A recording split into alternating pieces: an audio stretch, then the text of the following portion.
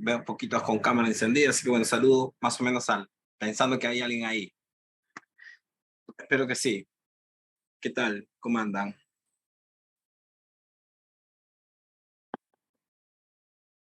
Bien. Hermano Adriano, vos me vas a estar ayudando con el tema de habilitar los micrófonos, ¿no? Sí, estamos atentos, Ok. profesor. Bueno, vamos a empezar bien, tenemos 2 horas y el contenido es bien largo hoy. Y les voy a pedir que me ayuden porque desde el jueves estoy con dolor de garganta, ya no voy a hablar más porque ya estamos ahí todos viendo a ver si no voy a tener que hacerme un test y ver si no estamos con el COVID. Estamos ahí que en la familia todos turnándonos, pero gracias a Dios estoy con las vacunas y todo, así que todo tranquilo.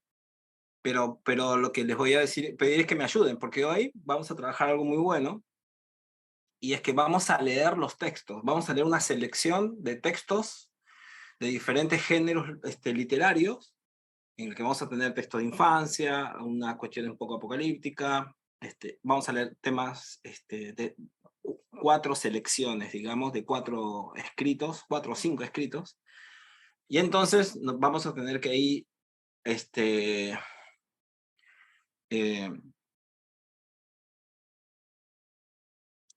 leer, digamos, seguir familiarizándonos. Hoy va a ser como para interiorizarnos un poco. Bueno, veo que la semana pasada estuvo la profesora Santa dándoles la clase sobre el tema, así que les voy a hacer algunas preguntas para ver cómo andamos con eso de los contenidos, porque los contenidos relacionados a la clase de la semana pasada son muy importantes para poder seguir trabajando esto. Entonces, me gustaría que me sinteticen o que vean, por ejemplo, qué relación tienen estos escritos que ya lo hemos visto con la historia del canon bíblico. Si yo les preguntara, por ejemplo, estos evangelios que vamos a tratar hoy, la mayoría de ellos compuestos en el siglo II, ¿qué vínculo tienen con la concepción que siglos más tarde se desarrollaría sobre canon? ¿Qué opinarían ustedes? ¿Qué me responderían? ¿Quién se anima a participar de esto? Ahí, gracias, Elías. La consigna siempre es con cámara encendida, ¿no? Acuérdense del tema de la ciberseguridad. Gracias, Elías. Profesor Juan José, muchas gracias, buenos días. Para mi entender, el tema de los evangelios apócrifos sería, en todo caso, la exposición o la explicación de aquellos aspectos del contexto, diríamos, histórico, social, que los evangelios canónicos no lo dicen o no lo especifican o no lo exponen, porque justamente estos evangelios apócrifos surgieron luego de diríamos, autores expresaran los evangelios canónicos. Entonces me ayuda en todo caso a la explicación social, histórica, aquellos detalles o aspectos que no se conocen en los evangelios canónicos. Muchas gracias.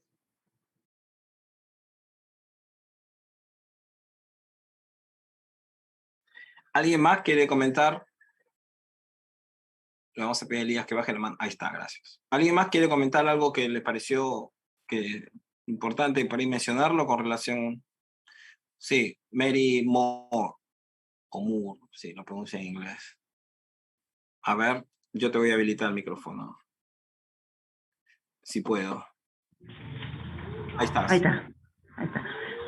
Hermano, acerca de esos libros apócrifos, evangelios apócrifos, bueno, yo he entendido de que todos ellos no es como pensábamos nosotros, que son falsos, que no se aceptan, ¿no? Porque ahora que hemos entendido, ha tenido que pasar un proceso, porque esos, de repente por el orden que no contenían, como lo hizo el profesional médico Lucas y otros que estaban más preparados, ¿no? Académicamente, considero de que han contribuido bastante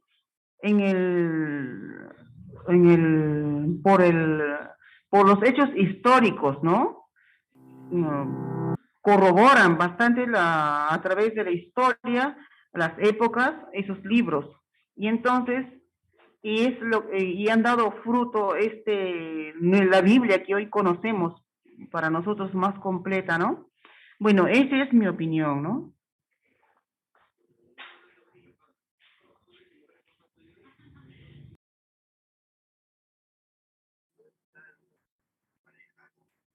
Profesor Juan José tiene el micrófono cerrado. Bueno, vamos con un par más y ahí nos quedamos, así avanzamos. Marcela, me parece que está primero. Sí, profesor, ¿me escucha? Sí, sí, sí. Buenos días, profesor. Para decirle de que, bueno, es muy interesante todo lo que estoy aprendiendo, esto de los apócrifos. Antes de entrar aquí a las clases, al curso, para mí escuchar evangelios apócrifos era un terror, era un terror. Incluso no podía verlos, por ejemplo, cuando veía History Channel, ¿no? De verdad que yo apenas decían que iban a pasar esto, no, yo agarraba y los cambiaba, pensé que era algo malo, ¿no? Para mí. Y gracias a Dios, ¿no? Con estos conocimientos que estoy recibiendo, he podido comprender y entender, ¿no? De que esto no es nada malo, sino que también forma parte, ¿no? De los evangelios, de los seguidores, de los que conocieron a Jesús, que fueron escritos y que en algún momento fueron, ¿no? Guardados o escondidos, ¿no? Y que recién, después de los evangelios canónicos, quizás, ¿no? O en esos tiempos salieron, ¿no? Salieron después a relucirse, ¿no? Entonces, bueno, para mí, yo lo que quiero expresar es mi agradecimiento, ¿no? Por este tiempo de estar, ¿no? En este aprendizaje. Y bueno, y expresar y decirles de que gracias a Dios que mis conocimientos, ¿no? Se están abriendo para esto, ¿no?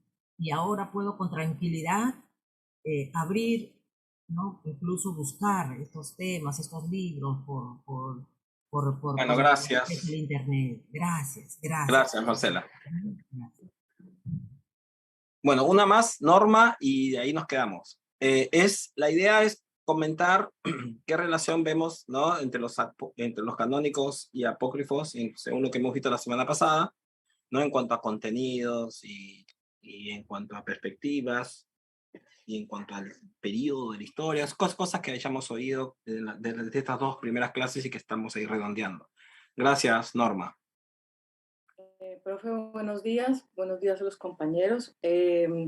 Más que un valor histórico, como decía la compañera, yo entendí que estos libros tienen un valor más como del testimonio de la fe de ciertos grupos cristianos que hoy en día pues ya no existen, y que tienen una cantidad, fue muchísima la cantidad de literatura que hubo, que por eso tuvo la necesidad en un momento la iglesia como de centrarse y decir, vamos a escoger aquí los libros que van a quedar realmente, que son los que nos van a dar como la pauta de nuestras creencias, y se pueden ver diferentes tipos de escritos como los dedicados a la natividad de Jesús, a la infancia, a los anuncios del Señor, a los dichos del Señor, pero también hay algunos como los gnósticos que son un poco como ya fuera de doctrina, y que pues nosotros deberíamos conocer toda esta literatura para poder tener como ese sustento de por qué sí o por qué no están dentro del canon. Gracias, profesor.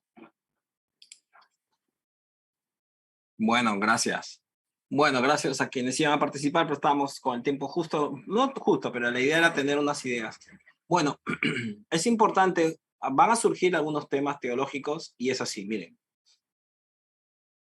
No hay un problema en sí en hacer preguntas y en hacerse cuestionamientos sobre la fe y sobre las creencias. Parte del crecimiento en la fe pasa en la posibilidad de hacerse cuestionamiento, en dudar y en replantear cosas que se pensaron que se creían o que se creían de una manera y que se dejan de creer de esa forma para madurar o para poder pasar a nuevas instancias.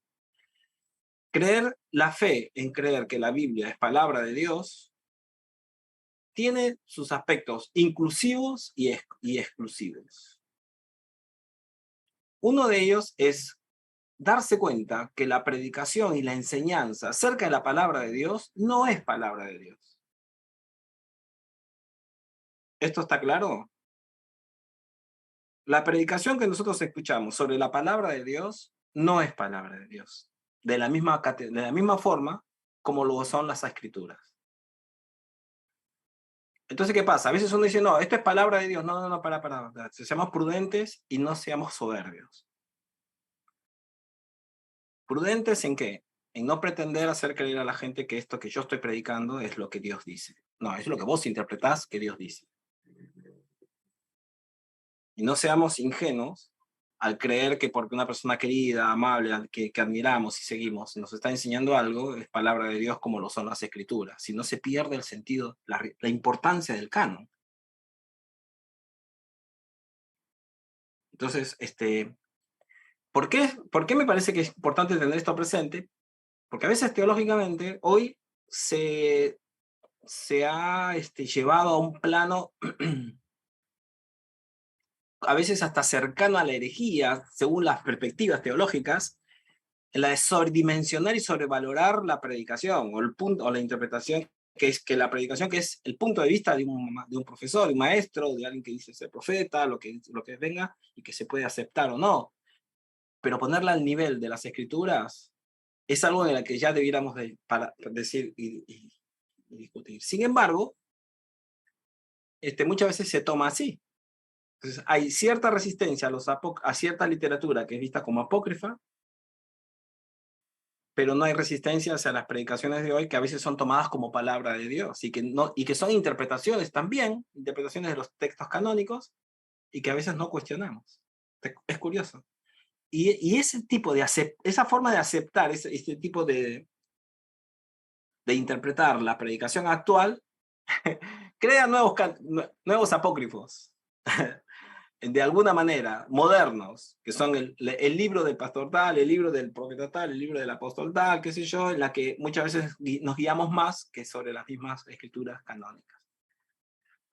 Pero por otro lado, hay algo que es importante. Entonces, ¿qué hacemos? ¿Desechamos totalmente esos escritos?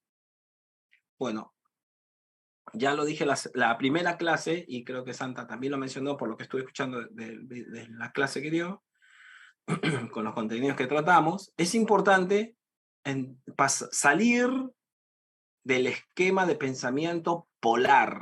¿Qué significa esto? Y esto es algo muy importante para todas las partes de la vida y de la fe. Es que si una cosa no es como yo la pienso, o si hay algo que no concuerda con lo que yo pienso, entonces es mi enemiga. Ese pensamiento es enemigo mío, está en contra mío. Esos son pensamientos polares, extremos. Entonces a veces se confunde fidelidad al canon, fidelidad a la palabra, es odiar lo contrario. Ese tipo de pensamiento, ese tipo de refleja también cierto tipo de personalidades que son realmente preocupantes para la propia vida y para la forma como se ve la fe. Bueno, ¿con qué anteojo vamos a leer estos textos hoy? Como la de personas que estaban en una época en la que el canon no estaba definido todavía. Y acá discrepo en algunas perspectivas que por ahí están dadas, que se piensa que el canon cristiano ya estaba cerrado en el siglo I. Eso es un error histórico y exegético también. El canon fue el proceso de cierre del canon es así. Imagínense que yo soy evangélico, ¿no? Y soy pastor evangélico. Y ahora yo de repente hago captura de imágenes de ustedes acá, de los 89, 90 personas que hay acá ahora, tomo sus nombres y yo ahora tomo sus nombres y yo paso afuera y digo Germán Antonio Jaramillo, Javier Víctor Barletti, Carlos Oseas Mesa, Norma Semna, y comienzo a mencionar todo el nombre de ustedes y digo, creemos que como evangélicos y yo digo, doy una afirmación. Y luego salgo y digo, los evangélicos creemos tal, porque ellos estuvieron en mi clase, porque ellos me escucharon, ninguno me dijo que no, así que yo doy por sentado que me apoyan y doy una sentencia, y digo algo, cualquiera que fuera.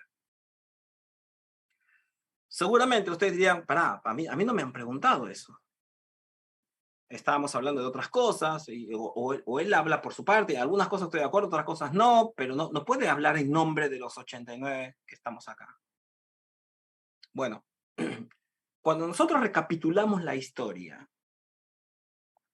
y miramos que, por ejemplo, en el siglo I, fin del siglo I, principio del siglo II, habían ciertos grupos dentro del cristianismo que habían formado una lista de escritos que para ellos eran normativos o de inspiración, o inspirados, aunque ese concepto de inspirados es muy posterior, no significa que todos los cristianos en Asia, en África, en Asia Menor, en Europa, pensaran lo mismo.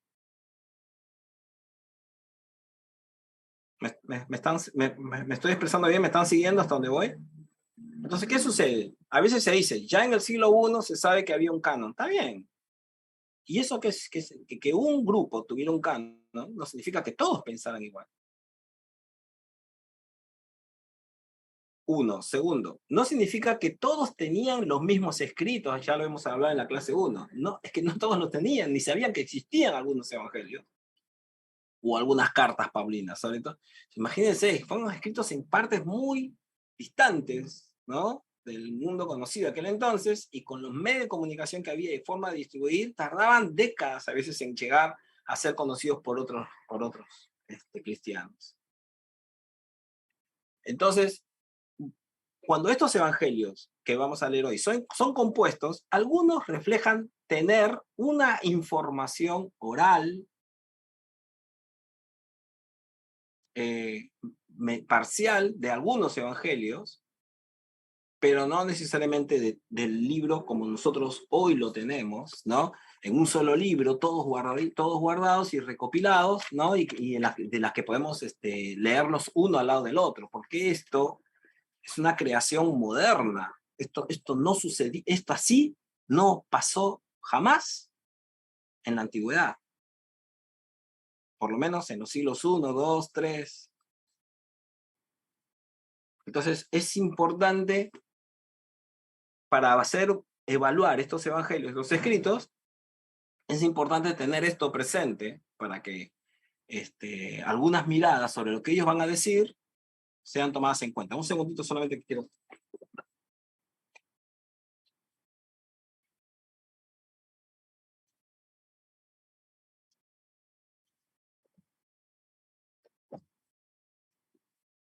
Entonces, esto es algo sumamente valioso, porque entonces uno puede decir, estas personas quieren distorsionar las enseñanzas. Esta persona, no, porque no sabían de las otras. No las conocen todavía en algunos casos. Pónganse a pensar cómo era la antigüedad y lo diferente que es de hoy. Entonces, porque estaban de acuerdo al cristianismo oficial. Es que quizás no conocían el cristianismo oficial tampoco, porque no había un cristianismo oficial. ¿Cuál de todos sería el cristianismo oficial? Entonces, para hacer justicia a estos escritos y entender cómo se desarrolló la fe y las cualidades que refleja. Entonces, significa entonces que hay que tomarlo, bueno, ya haces otras preguntas, hay que tomarlos como inspiración para hoy, todo eso es otro tema. Pero sí es importante entender que hubo, entonces luego un proceso en las iglesias que tardó muchos siglos y que siglos después se va a llamar canon. Y que se va a tomar eso como canon. Pero no se entienda tampoco como el canon, como una descalificación de otros escritos. Entonces, esto es algo, creo que lo quise comentar bien en la clase 1, pero bueno, a veces mis concepciones doctrinales, que están un poco, no siempre están muy bien, bien informadas, prevalecen. Entonces, es importante entender esto. Cuando se habla de esta manera, no se trata entonces de herejes versus buenos cristianos, y esto es algo, el mundo en aquel entonces era muy diferente, el cristianismo surge en un mundo muy diferente al que nosotros hoy tenemos. La pregunta que hay que hacer es si nosotros hoy estamos respondiendo a lo que, a la forma, la actitud que a veces tenemos, corresponden al mundo de aquel entonces. Ahora, esto no significa que no haya discrepancias y que no tengamos, por ejemplo, una noción de una fe que está basada en los escritos canónicos. Pero la actitud con la que nos debemos dialogar con los apócrifos, yo creo que debiera de ser por ahí la de poder no solamente aprender datos históricos, sino de lo que saber que hay buenos creyentes que pueden pensar diferentes a mí. Miren, uno se puede quedar con la mitad del vaso vacío o ver la mitad del vaso lleno. Entonces, para pensarlo, nada más lo dejo ahí, ¿no? Quizás estos escritos reflejan un mundo que era menos intolerante del que ahora nosotros pasamos, en la que si no se piensa igual, se cuestiona incluso de la integridad y de la fe de una persona porque tiene una creencia en algunos aspectos, algunos temas diferentes, ¿no? Entonces, para pensarlo. Bueno, vamos a ver entonces algunos textos y voy a pedir que algunos lectores o lectoras me ayuden. Pero bueno, voy a empezar yo leyendo el primero, ¿está? Acá tengo esta parte justo donde conversamos y vamos a empezar por acá. Me trajeron recién, por eso me fui, mi pastillita para la garganta. Si no les molesta, me van a ver con una pastilla, pero no voy a estar haciendo ruidos ni nada, pero discúlpenme. Tengo eso ahí. Bueno, vamos a ver entonces, selección de textos de evangelios apócrifos. Y el primero que vamos a ver es el protoevangelio de Santiago. ¿Por qué se llama protoevangelio de Santiago? Bueno, vamos a ver tres cositas nada más para no cansar. Fue puesto así porque en griego proto significa primero o antes. Entonces se llama protoevangelio de Santiago porque va a describir algunas circunstancias de la vida previas a la vida de Jesús. La vida de María y de sus padres. La fecha de composición que se piensa es temprano, del siglo II, temprano. Y se piensa que es uno de los evangelios más antiguos. Lo que hoy para nosotros es mucho tiempo, por la rapidez con la que vivimos, el mundo del que formamos parte, hermanos, para aquel entonces, no lo es.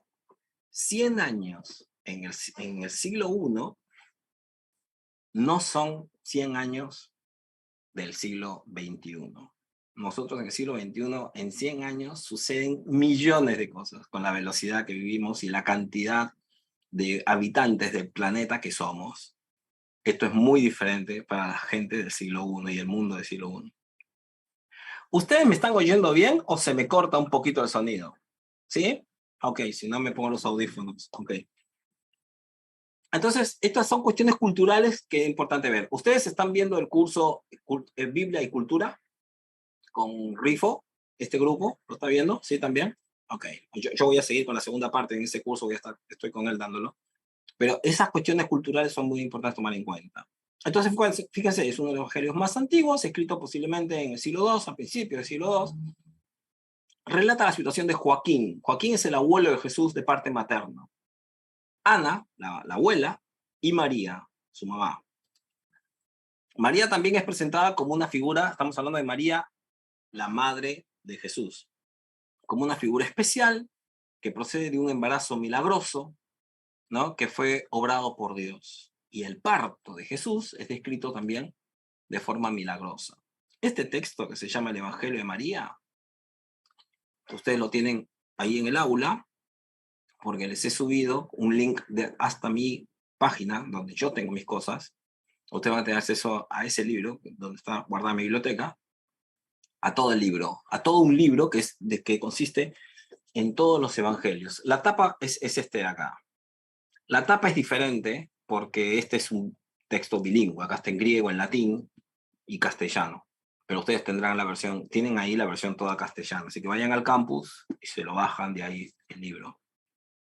Que está es mío, es de mi biblioteca. Ahí lo pueden leer completo. Pero acá vamos a leer algunos textos. Así que arrancamos. Germán, a mí se me hace que sos buen lector. ¿Puede ser o yo me equivoco? Germán Antonio Jaramillo. ¿Cómo andamos con la lectura? Puede habilitar su micrófono, apreciado Germán. Creo que lo sorprendía Germán, mis. Bueno, si no... está viendo cómo activar, creo. Ahí te apareció, debe haberte aparecido una llamadita de activar. Ahí está, ahora Ahí sí. ya está. Ujú. ¿Cómo andamos con la lectura, Germán? ¿Vamos bien? ¿Me ayudas un poquito? Sí, o sea, está oscuro Sí, es que todavía no está. Ahora sí. ya. Séptimo, punto uno, mientras tanto iban sucediéndose los meses para la niña y al llegar a los 2 años, dijo Joaquín a Ana, llevémosla al templo del Señor para cumplir la promesa que hicimos. No sea que el Señor nos la reclame y nuestra ofrenda resulte ya inaceptable ante sus ojos. Ana respondió, esperemos todavía hasta que cumpla los 3 años, no sea que la niña vaya a tener añoranza de nosotros. Y Joaquín respondió, esperemos. Hasta aquí la lectura. Una más y no te molesto más. 2. Al llegar a los 3 años, dijo Joaquín, llamad a las doncellas hebreas que están sin mancilla. ¿Te cambié? Sí, ya, que están sin mancilla, pero ya, y que tomen sendas candelas encendidas para que la acompañen. No sea que la niña se vuelva atrás y su corazón sea cautivado por alguna cosa fuera del templo de Dios. Y así lo hicieron mientras iban subiendo al templo de Dios y la recibió el sacerdote, quien, después de haberla besado, le bendijo y exclamó, el Señor ha engrandecido tu nombre por todas las generaciones, pues al fin de los tiempos manifestará en ti su redención a los hijos de Israel. ¿Querés seguir? Faltan una par de vistas más. Dale, te voy a declarar mi lector oficial. 3. Ay, perdón. Ya. Sí. 3. Entonces la hizo sentar sobre la tercera grada del altar. El Señor derramó gracia sobre la niña, quien danzó con sus piececitos, haciéndose querer de toda la casa de Israel. 8. 1.1. Bajaron sus padres llenos de admiración, alabando al Señor Dios porque la niña no se había vuelto atrás. Y María permaneció en el templo como una palómica recibiendo alimento de manos de un ángel.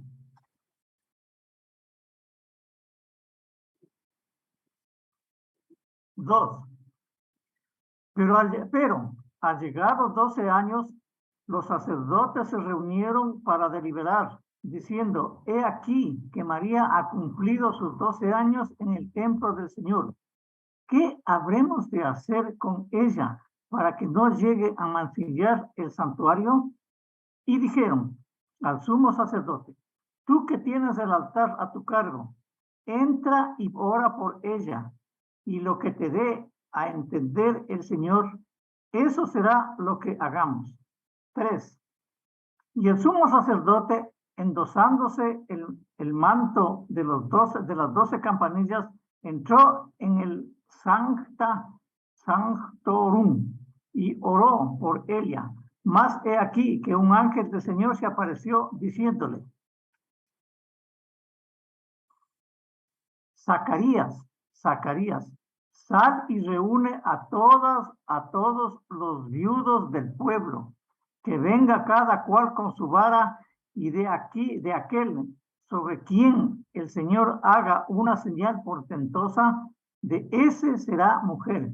Salieron los heraldos por toda la región de Judea y al sonar la trompeta del Señor, todos acudieron.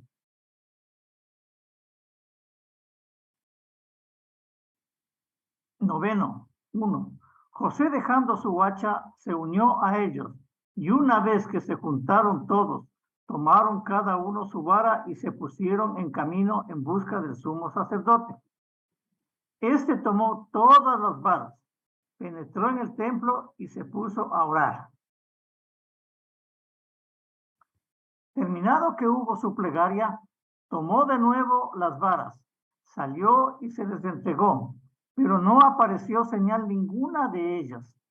Mas al coger José la última, he aquí que salió una paloma de ella y se puso a volar sobre su cabeza. Entonces el sacerdote le dijo: a ti te ha cabido en suerte recibir bajo tu custodia a la Virgen del Señor. 2.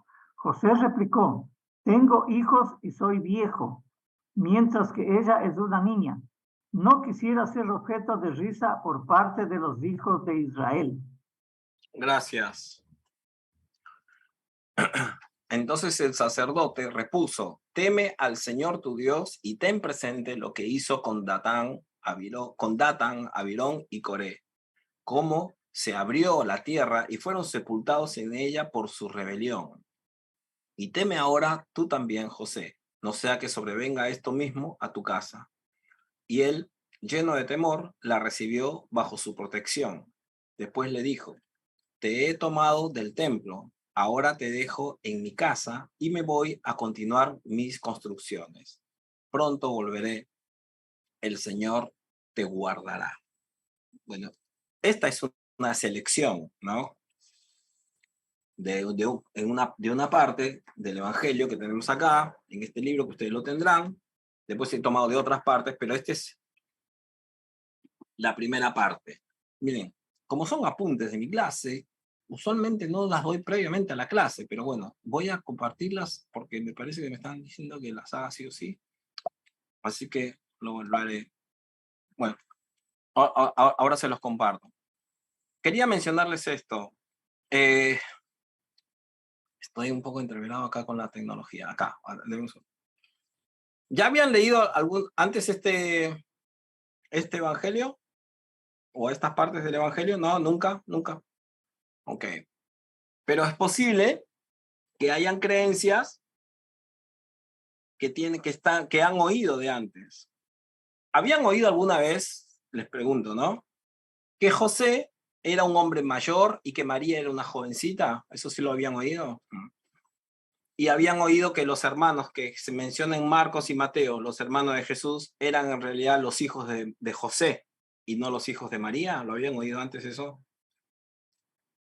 Bueno, hay una vieja tradición que refleja esta creencia y que dice que María no tuvo más hijos, solamente lo tuvo a Jesús. Y cuando dicen los evangelios que Jesús tuvo 4 hermanos varones y más mujeres, por lo menos 6 hermanos, entre hermanos y hermanas, se refiere, o son 6 varones, 4 varones y dice, y sus hermanas, lo dice en plural, así que mínimamente tuvo 2. Así que 2 más 4 son 6 hermanos. Se pensó que no eran hijos de María, sino que eran hijos de José. Y entonces uno explique, ¿cómo sería hijo de José? ¿Era polígamo el matrimonio de Jesús? ¿El matrimonio del que Jesús procede? Bueno, eso que para nosotros hoy es una cosa wow, pónganse a pensar, el matrimonio, Judá, todos los patriarcas fueron polígamos menos Isaac. Aunque Abraham no se sabe bien, porque tuvo también después, pero tuvo concubinas y ya sabemos, conocemos toda la historia de Agar. Así que eso es una posibilidad, pero no se toma muy en cuenta. La otra posibilidad es de que fueran hijos de María, que vinieron después, y que fueran hermanos menores de Jesús, que es como muchos en la tradición cristiana aceptaron también, lo creyeron. Y otros escucharon o pensaron que se trataría de hijos de José, que José cuando se casó con María era viudo, era un hombre mayor, y se casa con ella. ¿Y por qué construyen todo esto? Porque en los evangelios canónicos no se habla en realidad de José. Jesús no se sabe qué sucede con él. Se le menciona en textos de la infancia y luego desaparece de la historia. No se habla más de él. Y al parecer, cuando en los evangelios se habla de Jesús y se le dice el hijo del carpintero y cosas así, y se menciona a los hermanos y a la madre, en otras escenas, llama la atención que no se mencione a Jesús, entonces a José. Entonces se piensa, no es doctrina católica, hermanos, es doctrina cristiana, hay que saquémonos los clichés. Esto sí, en esa época no habían escrito, pero sin embargo sí es importante el día que lo menciones, no estoy criticándote negativamente, está bueno porque ayudas a visualizar algo que está. Pero ayuda, sí, acá nos vamos a encontrar, esto todavía no había catolicismo acá. Entonces, sí, lo que está bueno en tu afirmación en el chat es que ayuda, sirve, ya acá este escrito refleja la creencia sobre la perpetuidad de la virginidad de María. Eso sí. Pero no era de la Iglesia Católica, era otro, muchos cristianismos pensaban así. Esto es algo que es muy importante. Entonces, no era ellos versus nosotros. En realidad, varias personas pensaban de esa manera. Varias comunidades de fe cristianas pensaban de esa manera, no solamente los católicos. Y esto es algo que es importante observar, porque también hoy suele ser complicado, no con María, sino con Jesús. Es decir, hoy, cuando se piensa la posibilidad de que Jesús hubiera sido casado con María Magdalena, y yo menos mal que estoy lejos ahora, y estamos online, te apedrean, solamente por pensarlo, por hacer la pregunta. Entonces, menos mal que estamos online, así que por eso me animo a decirlo, porque si no, tengo que salir corriendo. Pero si uno lee, ahora vamos a leer un evangelio donde pareciera que hubo cierto vínculo entre Jesús y María Magdalena. Ahora, puede ser que no fueran casados, que no tuvieran vínculos, relaciones sexuales, esas cosas, según ese evangelio, ¿no? Quizás ellos solamente están hablando de una compañera, de una pareja, y no en sí de un matrimonio con hijos. Pero la sola pregunta, a veces algunos o algunas nos ruboriza, ¿no? Imagina, porque con la concepción de la sexualidad humana como mala, como pecadora, no se puede imaginar a Jesús amando a una mujer. Entonces, nos apedreamos, nos flagelamos y los flagelamos a los demás. Ahora, este texto que acabamos de leer plantea cosas muy interesantes. Entre ellas, por ejemplo, las personas se preguntan, ¿no? Si Jesús fue así, fíjense, preguntas que a veces nosotros cuando leemos hoy la Biblia no hacemos. Y que debiéramos hacerlos. Cuando dice el texto de Lucas que Jesús crecía en estatura, y todas estas cosas así, ¿está diciendo que esto sucedió mágicamente? ¿O que es producto también de la crianza de padres que le inculcan, que le enseñan muchas de las cosas que Jesús luego, Carlos, sos malo porque acá son las 13:50, yo estoy con hambre y te veo comer ahí sabrosamente. Está bien, yo también. ¿Vos? Bueno, no, pero está bien, solamente te lo comento de una bromita. Oh, qué buenísimo. Bueno, no, yo también estoy con un tecito caliente acá con miel para la garganta. Gracias. Y entonces, estaba pensando en esto, que las personas se preguntan, las comunidades cristianas se preguntan, ¿cómo habrá sido María? ¿Cómo habrá sido la vida de María? ¿Por qué Jesús es una persona tan especial? Es decir, ellos creen la divinidad, seguramente la divinidad de Jesús, pero el texto bíblico también dice que su forma de pensar es reflejo de la crianza de sus padres. No niega para nada la relación que hay entre una buena crianza del niño, del Mesías, y la relación que va a tener él con la divinidad.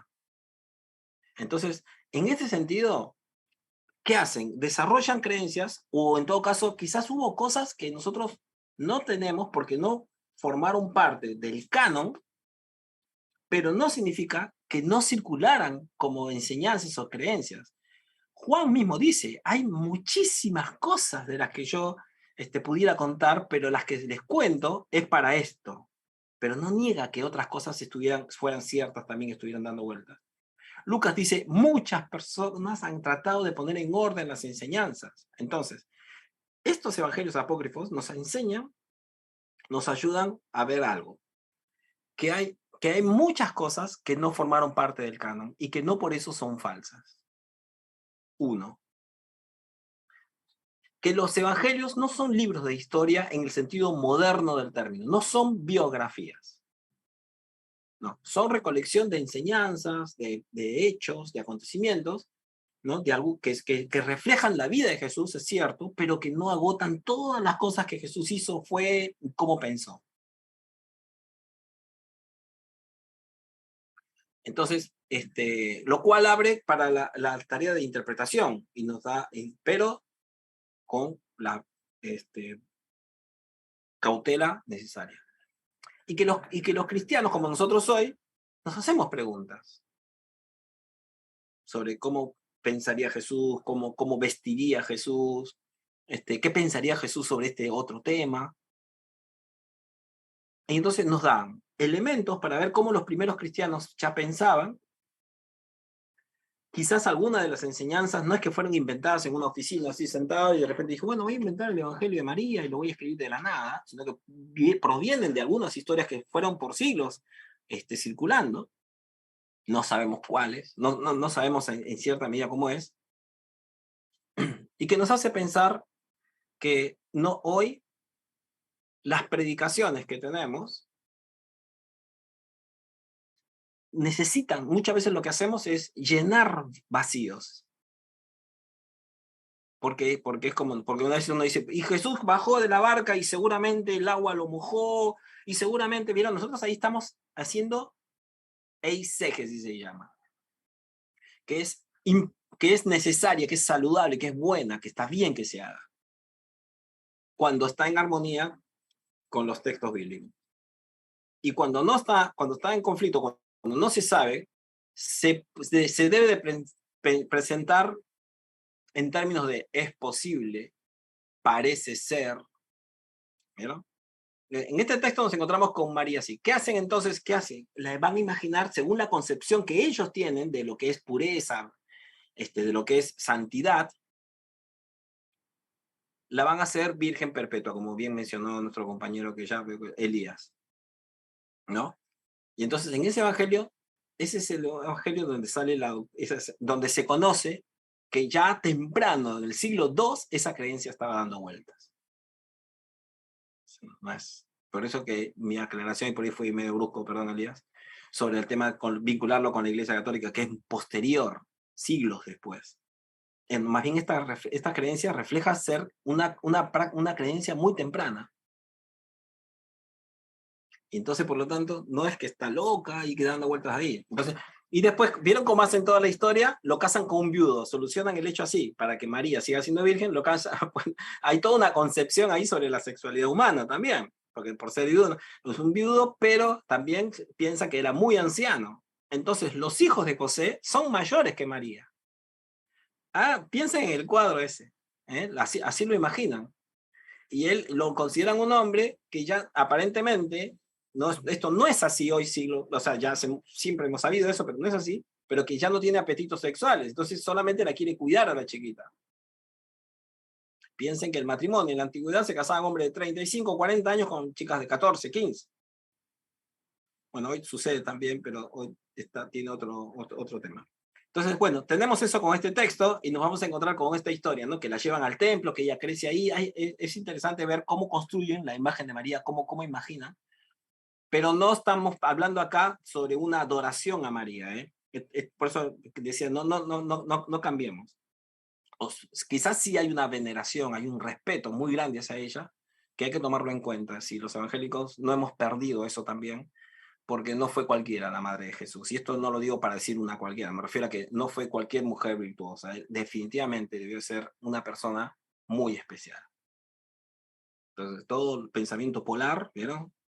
También es negativo. Y los evangelios resaltan a María como una mujer especial. Entonces, para tenerlo presente. Y léalo, porque les va a parecer interesante. En clave histórica, ¿no? Como un documento antiguo, histórico, que aporta cosas y que quizás nos llama la atención de cómo los cristianos en los primeros siglos valoraron las ciertas figuras que fueron importantes.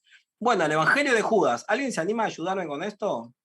Otro escrito muy antiguo. En 1970, en Al-Minya, que es Egipto, se encontró un material datado del siglo III. Era en un cofre, se encontró. Hay toda una película sobre esto que la pueden ver, búsquenla. porque con este Evangelio de Judas se armó un lío y hay mucho documental sobre este escrito, ¿no? Y que, bueno, que mucho de ello es especulación pura, ¿no?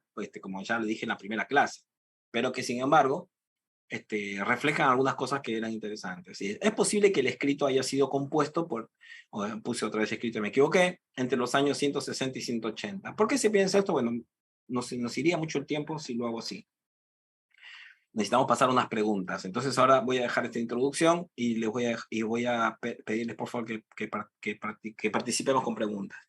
Se trata de un diálogo de revelación, algo así, de Judas con Jesús, en el que se relata, en que se mete, sabe que dentro de los 8 días antes de la muerte de Jesús, hechos que acontecen y que Dios y que Jesús le revela a Judas. La imagen de Judas es reconstruida a la luz de nuevas revelaciones que se dicen, como las de alguien que tenía en realidad un mensaje más profundo, y la traición de Judas en realidad no fue un acto de traición, sino un acto de lealtad. Algo que Jesús le pide. ¿Habían escuchado esto antes del Evangelio de Judas? ¿No? Entonces estoy trayendo cosas fresquitas yo. Bueno, es muy interesante esto, porque ¿qué es lo que sucede? Lo que sucede es así. Bueno, mejor vamos a leerlo rapidito y ahí se los comparto. ¿Está? Y así hacemos preguntas sobre los dos evangelios. Entonces Jesús le hace, perdón, me equivoqué ahí, Judas le hace un favor a Jesús al entregarlo. De este modo se puede despojar Jesús de su cuerpo terrenal. Si no hubiera sido así, Jesús no hubiera podido despojarse de su cuerpo terrenal. Entonces no es una traición, ante los ojos humanos comunes es una traición, pero en realidad era un acuerdo que tenía Jesús con Judas, según este evangelio. No estoy diciendo que es lo que yo pienso, según este evangelio. Bueno, ¿alguien se anima a leerlo? Me están moviendo el PowerPoint. ¿Cómo fue esto? Bueno, no importa. ¿Alguien me ayuda a leerlo, porfa? El Sarmiento. pastor Carlos Sarmiento quiere participar, profesor. Gracias, Carlos. Vamos con esto que así avanzamos. Sí, señor. 34:24. ¿Por qué la tribulación de la cólera? Vuestro Dios que está dentro de vosotros y quien quiera que sea fuerte entre vosotros, los hombres, haga comparecer al hombre 4 perfecto y permanezca erguido ante mi rostro. 6. Y todos dijeron, somos fuertes. Y sus espíritus no pudieron osar mantenerse erguidos ante él, excepto Judas Iscariote.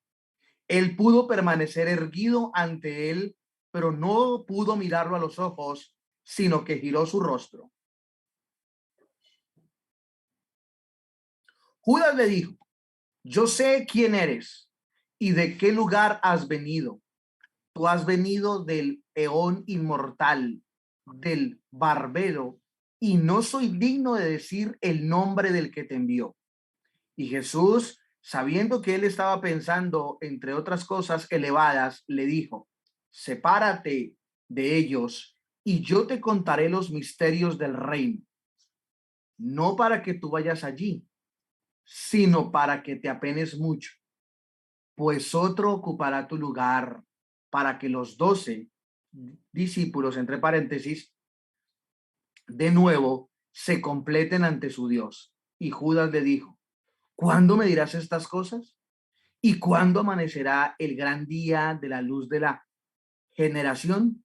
Pero cuando hubo dicho esto, Jesús lo dejó.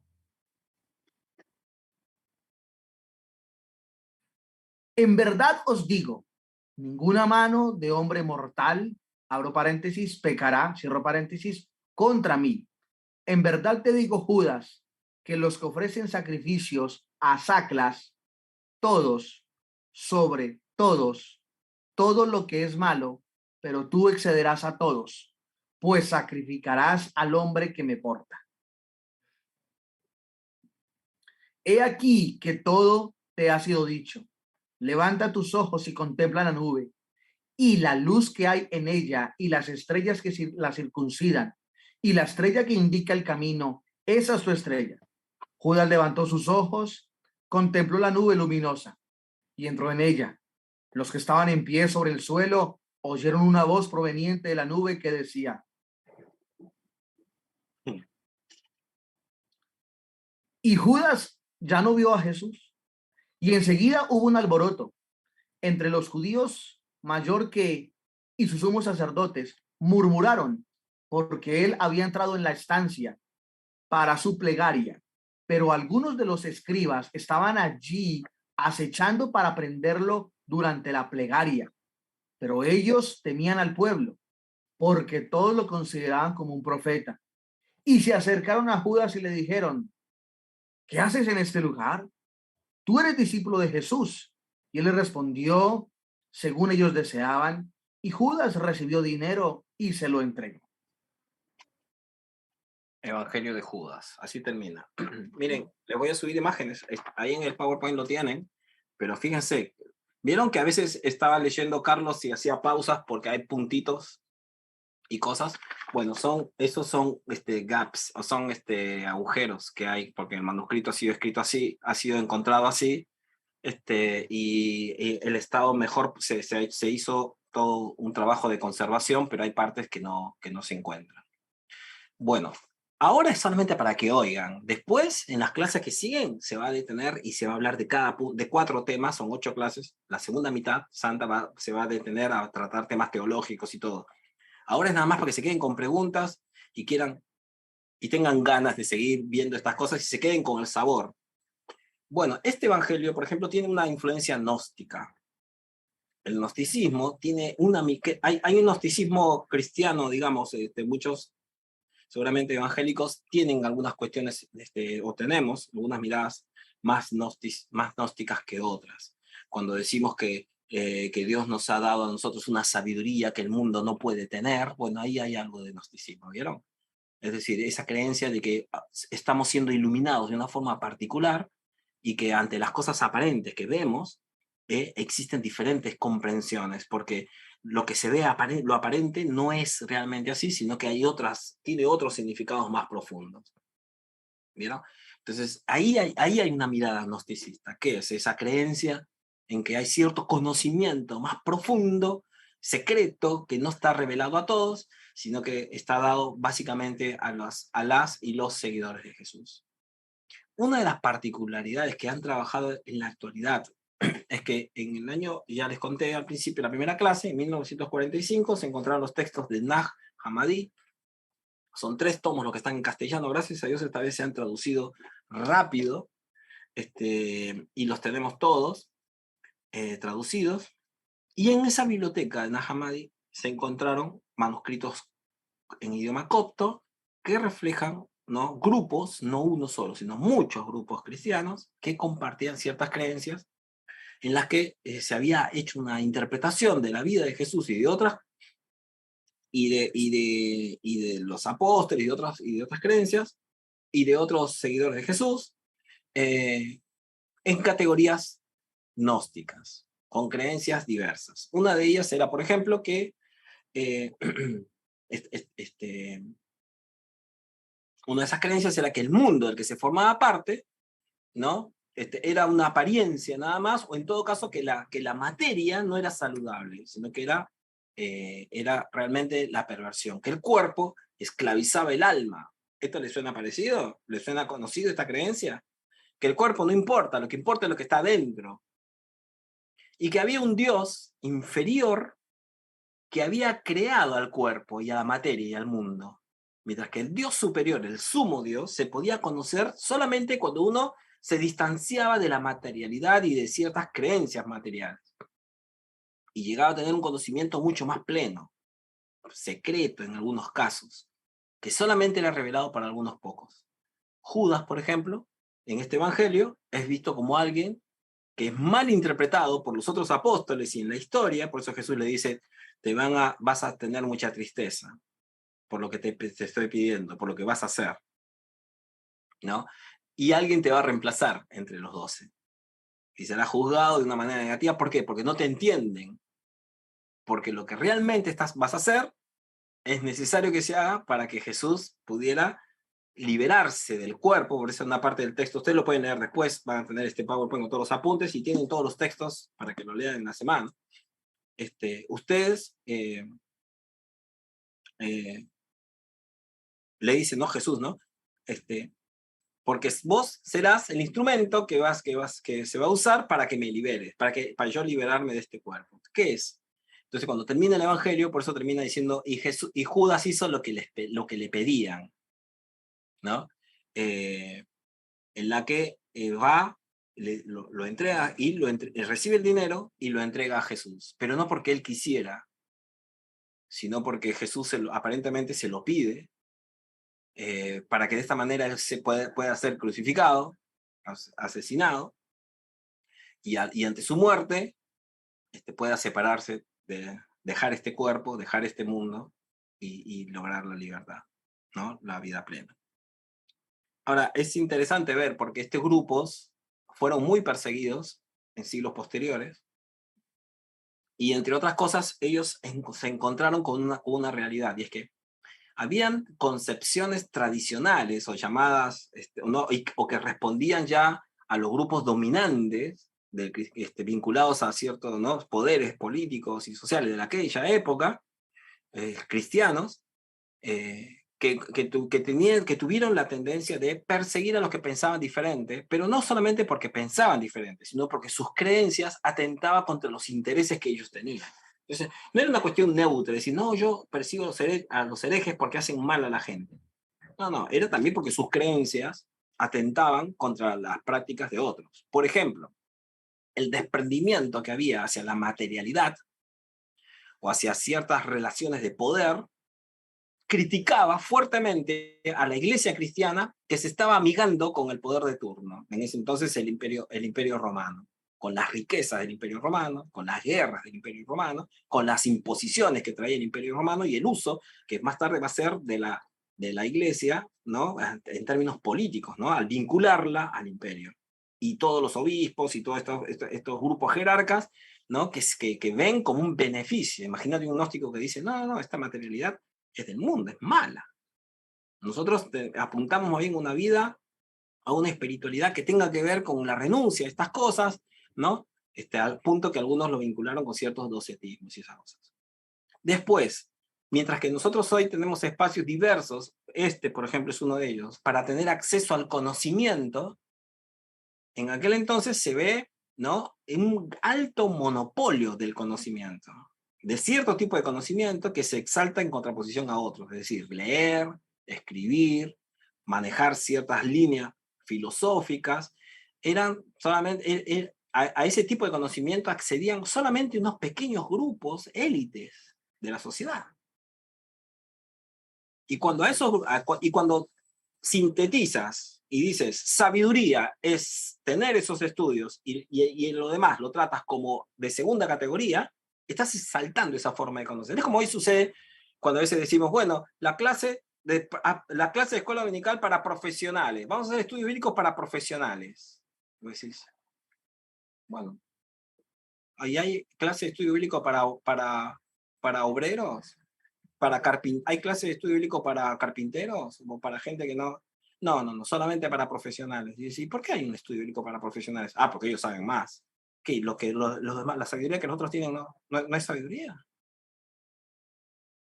No, pero hay que ser, ¿vieron? Ya refleja toda una forma de una creencia sobre el conocimiento. Bueno, estoy tratando de buscar ilustraciones contemporáneas que ilustren más o menos lo que pasaba en aquel entonces. El gnosticismo, entonces, es acusado por ciertos grupos de poder como amenazante, porque son herejes, porque distorsionan las cosas, qué sé yo, sí, pero también porque les complicaban los vínculos políticos al presentar una mirada sobre Dios que era diferente.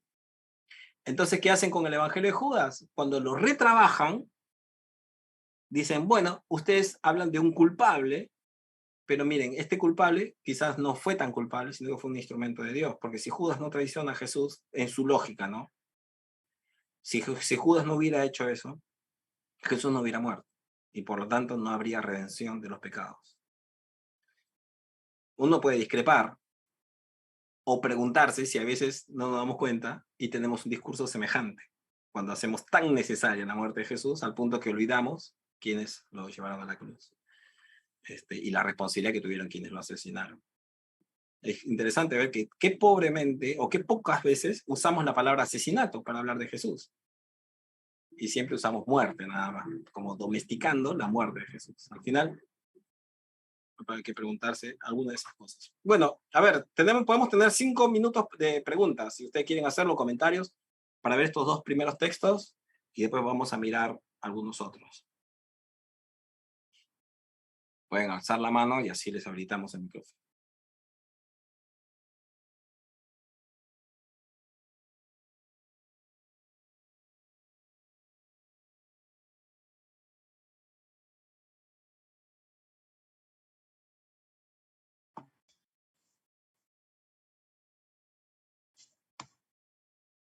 Hola, ¿se me escucha? Sí. Ahora sí. Hola, buenas tardes. Tengo una consulta. Entiendo el hecho que usted explica de que no podemos, obviamente, descalificar los otros textos solamente porque no forman parte del canon. Pero mi pregunta está dirigida a qué tanto puedo yo saber qué acepto como real o qué tanto está desvirtuado. Porque, ok, no lo voy a poder descalificar, pero debo tener una base o un fundamento para saber, ok, esto sí es y esto no es.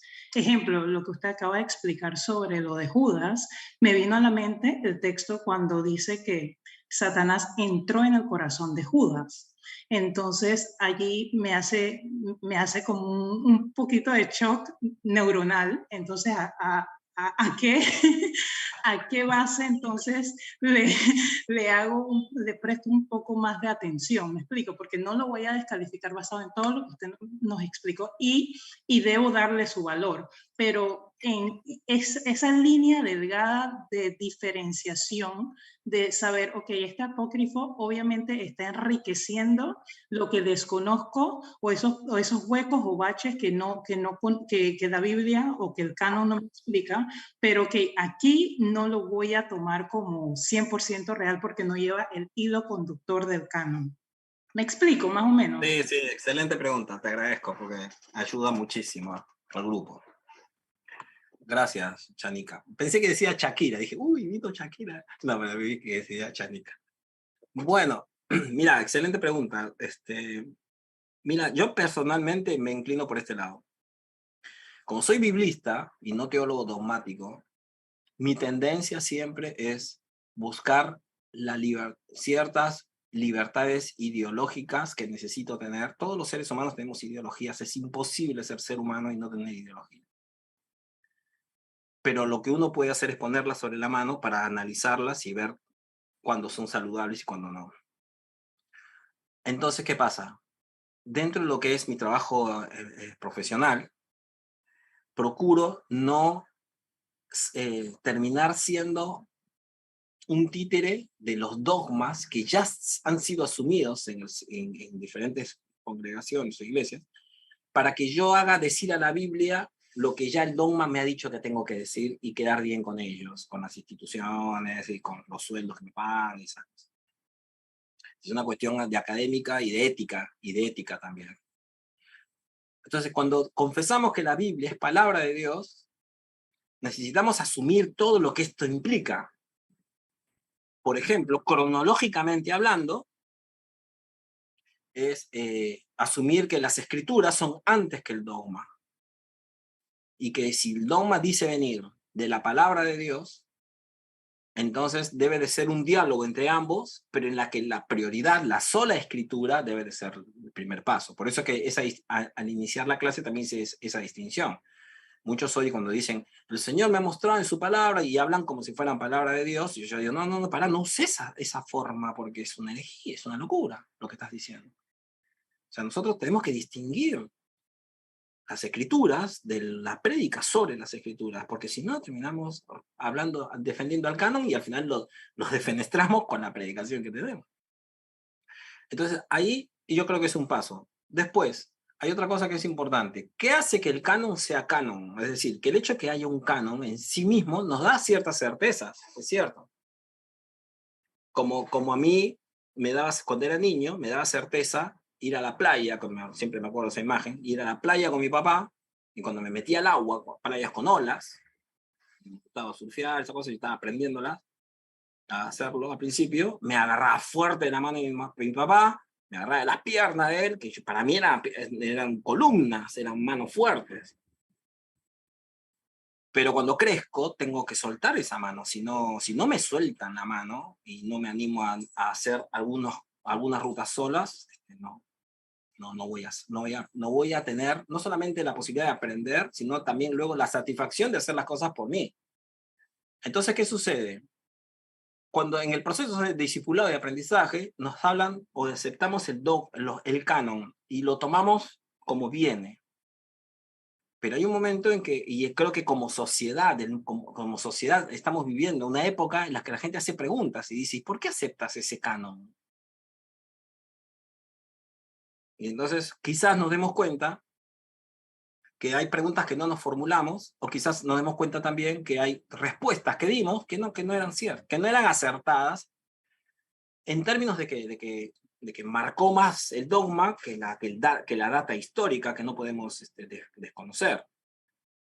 Ahora, esa transición en la volver a pensar y la de llegar a algunas conclusiones que por ahí podemos llegar, suele ser, Chanica, complicadas. Pero no hay forma de madurar si no las transitamos. O sea, entonces, a veces estar mucho tiempo agarrado de la mano no nos hace bien. La persona que nos toma cree que nos está ayudando, pero lo que hace no nos deja pasar a la otra instancia. Entonces, en realidad los logros que tengamos no van a ser nuestros, serán del otro, que nos tomó de la mano y nos llevó a donde quiso. Entonces, no podemos madurar, no podemos conocernos, no podemos descubrir cosas que Dios tiene para nosotros. Ahora, con el tema del canon y esto, pasa esto, que yo creo que creer en el canon es una elección, es una elección. Es una elección de fe. Ahora, la elección de fe sobre el canon, personalmente creo que no tiene por qué ser excluyente. Puede ser, ni tampoco tiene que aceptar, como la vez pasada decía, ahora que yo hice la observación también, ¿no? Que ahora, ahora que vimos esto, entonces, bueno, dale, vamos a abrirnos totalmente. No, es que no se trata, yo no estoy buscando eso. Lo que necesitamos hacer es desarrollar una actitud, una espiritualidad que nos ayude a analizar un poco con más elementos ciertas cosas, sin perder de vista que se va a tratar de una elección, de una opción de fe. Hay cierto evangelicalismo, y que no digo que esté mal, al estilo de Josh McDowell, no sé si han escuchado, evidencias que exigen un veredicto, qué sé yo, bueno, se formaron con esa línea y creen que pueden demostrar que la resurrección de Cristo, porque una piedra muy grande se movió y no había forma de moverla. O sea, todas esas miradas, al final de cuentas, pecan de caer en el cienticismo, en la que querer demostrar algunas cosas que pueden formar parte del sentido común, pero que al final de cuentas no lo explican todo. O sea, yo no puedo usar los métodos científicos para expresar la fe, y no porque estén en contra, sino porque hay muchas cosas en la vida en las que uno toma decisiones que tienen que ver con decisiones personales y opciones. Si me preguntas a mí, yo creo que el canon no es excluyente. ¿Qué significa? Que hay otras enseñanzas que forman parte de ella y que pueden enriquecer. Mi decisión personal, por la fe que he tenido y hasta ahora por lo que yo he vivido, por la data que tengo también, porque no es una cuestión de, bueno, a mí se me ocurrió hoy y yo tengo ganas que esto sea así y así va a ser, no, sino que hay data. Me quedo con los escritos canónicos y confío en el discernimiento que han tenido otras personas al guardarlas, pero no comparto la mirada de Ireneo, no comparto la mirada de Cesarea, de decir que todas las otras enseñanzas son malas en sí mismas, por no formar parte del canon. Me parece que eso es una mirada extrema. Pero como son los únicos escritos que tenemos de la época, porque no tenemos miradas, otros escritores que escribieran y que mostraran una apertura un poco más, de decir, no forman parte del canon, pero, ¿vieron? Nos hemos quedado muchas veces con la idea de que la iglesia toda era así y que todos eran así tan drásticos y tan severos con los que pensaban diferente. Entonces, por ejemplo, en este Evangelio de Judas, lo que nos llama la atención es que hay personas que se preguntan si los malos que decimos que son malos son tan malos realmente, son tan diferentes a nosotros, o nos llaman a pensar que quizás Judas no es que andaba así con el ceño fruncido y que quería matar a todo el mundo y que... ¿Me entendés? Y que no es que no hay que identificarlos como personas que hicieron mal y que se equivocaron, pero que quizás hay cosas que a veces no conocemos de ellas y que nos harían pensar que estuvieron mal en lo que hicieron, pero que no son tan diferentes a nosotros, y que por ahí nosotros podríamos hacer algo, hacer locuras como la que él hizo, si dejáramos que las cosas se dieran, ¿no? De esa forma. No, yo no seguiría el Evangelio de Judas como un escrito enorme en mi vida. Ahora, fíjate, Chanica, y ahí termino. No sé si es Chanica, Chanica, pero bueno, perdóname, después me lo decís para llamarte correctamente. Muy lindo nombre. Pero sí que creo que lo que ellos quieren contar ahí es de que hay veces uno puede acusar injustamente a alguien sin conocer los detalles y resulta que lo que pasaba, las acciones que él hacía, lo hacía por otra razón. ¿No? Y claro, agarran a Judas justo y es como que muy fuerte. Por el Evangelio, cuando dice que el Espíritu, no, creo que no es el Evangelio, sino que lo que dice que, sí, creo que está en el Evangelio, cuando dice que el Espíritu del diablo no sé. Bueno, eso hay que hacer la pregunta si uno lo toma literalmente, como que hubo un espíritu que lo poseyó. Bueno, con más razón, porque si el tipo no hizo lo que quiso porque quiso, sino porque lo poseyó un espíritu, entonces da para mucho. Pero no sé si te ayudé, me extendí mucho con esta respuesta, pero mi idea era, vieron, no es que es uno versus el otro, yo me quedo con los escritos canónicos, pero mi actitud hacia los otros debe ser la de mirarlos y ver aquellas cosas que sirvan en función de lo que yo creo tengo ya en los evangelios canónicos, ¿no? Pero no hay que verlos como enemigos, porque no lo son, no siempre, no en todas sus enseñanzas, y en las que están en contra, bueno, verlo como discrepancias por las que uno discrepa, porque una cosa es calificar y tener una idea de qué enseñan, y otra cosa es querer quemarlos, que es lo que pasó, y por eso los encontramos así, tan sueltos, los quemaron, y a veces persiguieron y mataron a las personas que creían, ¿no? De esa manera. Uno más, a ver, Mary Moore ya preguntó antes, así que nos quedamos con él. Si puede ser, Mary Moore, no te enojes, pero vamos a dar oportunidad a alguien más que esté con la cámara encendida. Rocío Cartolín, puede ser, Príncipe. Amén.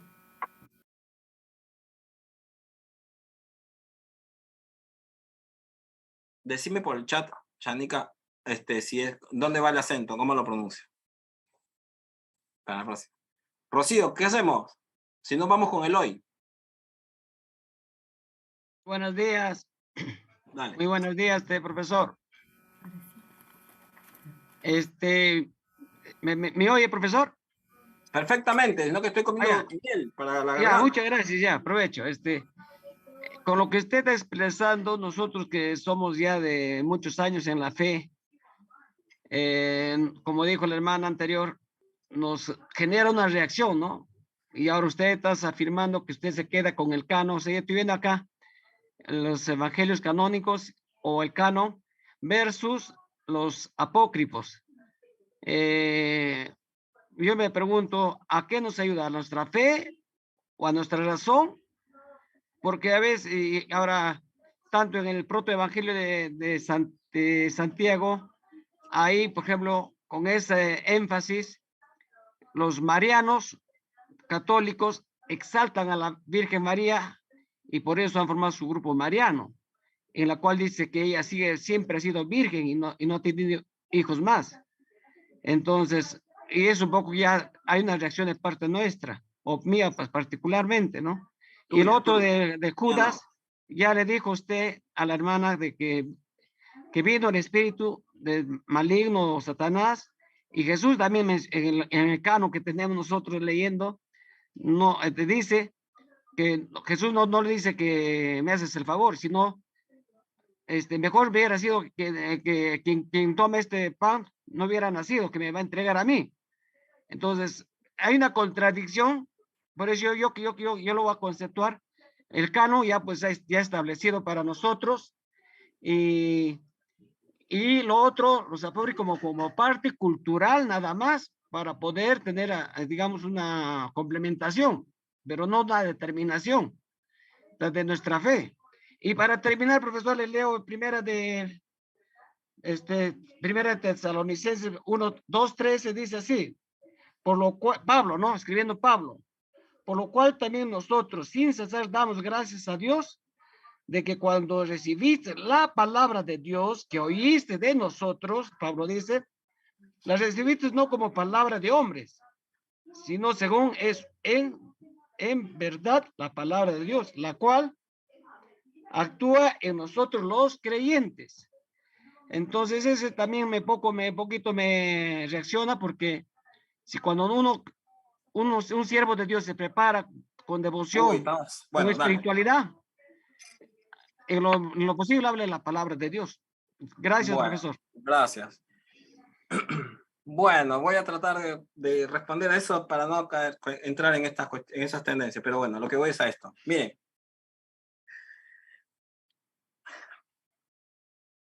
ser respetuoso de la opinión de otro, yo creo que es una cualidad cristiana. Alguien vino y se acercó a Jesús y le dijo, porque, o sea, al final, yo no entiendo por qué estaban haciendo un curso, hacemos un curso como este, si... ¿no? En ningún momento estamos diciendo, yo personalmente, en ningún momento estoy diciendo que hay que creer esto como si fuera escritos canónicos.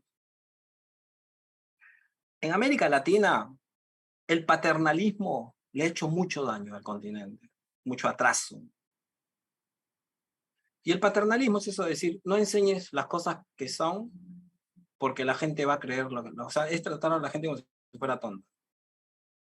Entonces, eso por todo el tiempo la colonia se vivió así, nos trataron así. A los pueblos aborígenes, a los mestizos con raíces más aborígenes, no les dieron educación secundaria, no les dieron universitaria, no les enseñaron las cosas como estaban, porque decían, son brutos, no. Si les enseñas eso, se van a confundir. Luego estas personas logran tener cierto lugar social y hacen exactamente lo mismo con los demás. Entonces, es un hecho. Y lo decía en la primera clase, las nuevas generaciones hoy nos están dejando las iglesias porque encuentran gente indocta, sin formación, y por sus perspectivas, no por la información que tienen, sino por las miradas que tienen sobre el hecho. Entonces entramos en conflicto con eso. Entonces así, 1 Corintios, ¿de dónde es la carta de 1 Corintios? ¿De qué parte estaba? En Asia Menor, en Corinto. El Evangelio de Marcos, lo que dijimos al principio es así, si miramos con dogmatismo, no aprendemos. No digo que esté mal tener dogmas, yo tengo mi fe, mis creencias, pero cerrarnos a mirar los datos es no aprender. Entonces por eso tratemos de hacer el ejercicio. Esto no es una agresión, ni tratando de cambiarle la fe a nadie, sino de que miremos con más amplitud las enseñanzas neotestamentarias y que si elijamos el canon porque sabemos por qué lo estamos haciendo y no porque así nos dijeron que hay que hacerlo. Y bueno. Entonces, ¿qué pasa? Estas comunidades de fe, estos escritos fueron encontrados en Egipto. No significa que fueron compuestos ahí, pero posiblemente proceden de África. Y quizás algunos de ellos, jamás conocieron 1 Corintios. Entonces, es como la prédica, a veces dice, que agarra Ezequiel y lo agarra Apocalipsis, me agarra mezclando los tantos. ¿Sí? Entonces, no se trata acá de que el siervo de Dios y cosas de eso está bien para las prédicas, pero ahora estamos estudiando cosas que necesitamos saber para profundizar en la fe. Y entonces lo que estamos descubriendo es que aparentemente hubo cristianos que interpretaron las enseñanzas de Jesús por recepción oral o las enseñanzas de los apóstoles de otras maneras y fueron por diferentes lados y que discrepan con lo que luego se encuentran los evangelios canónicos, pero si uno se pone a pensar, ellos no tuvieron, quizás algunos sí, pero no todos tuvieron todos los evangelios que nosotros tenemos. Y que nos hace pensar, sin embargo, que si bien es cierto, podemos discrepar con sus enseñanzas, eso no los hace que tengamos que asesinarlos, quemar sus enseñanzas o cuestionar su fe. Ellos creyeron con lo que ellos contaban. En ese entonces contaban con eso.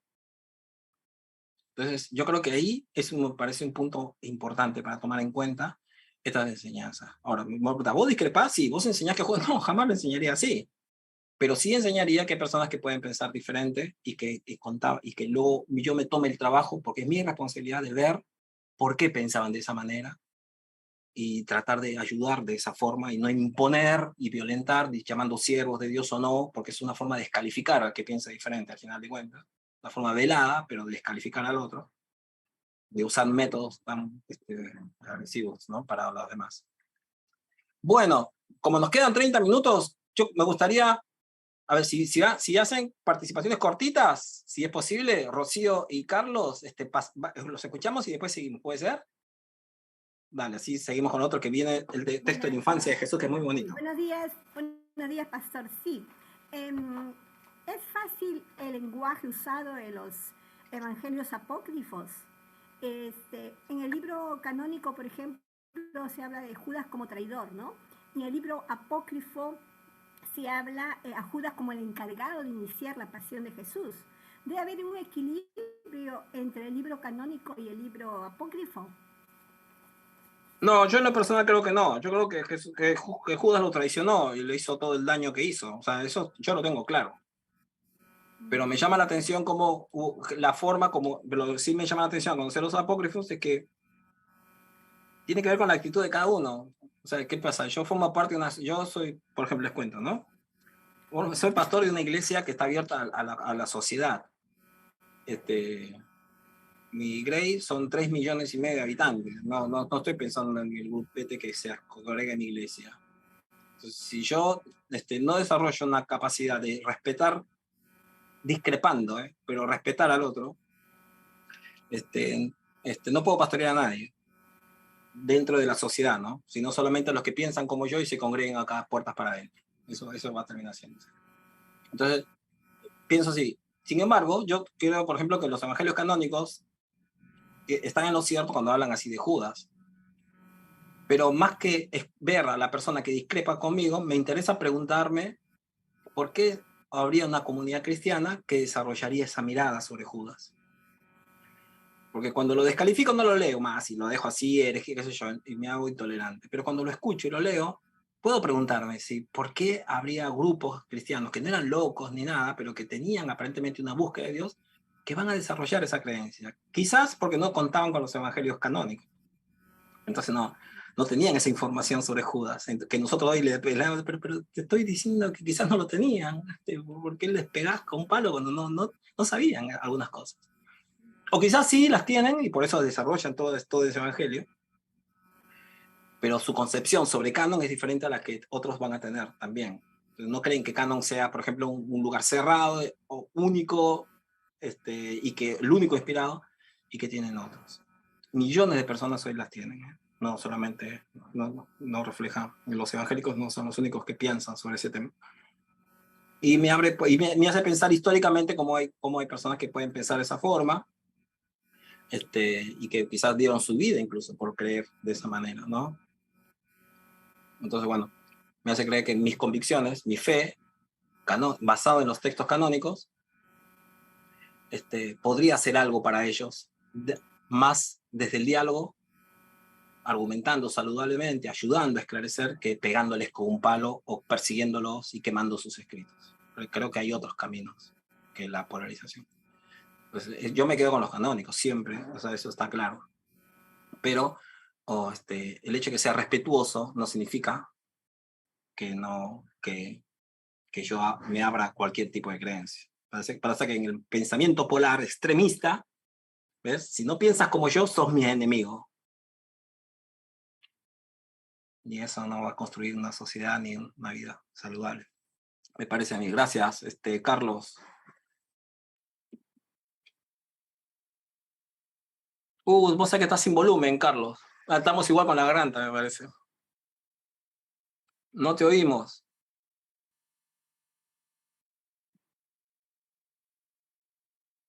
No.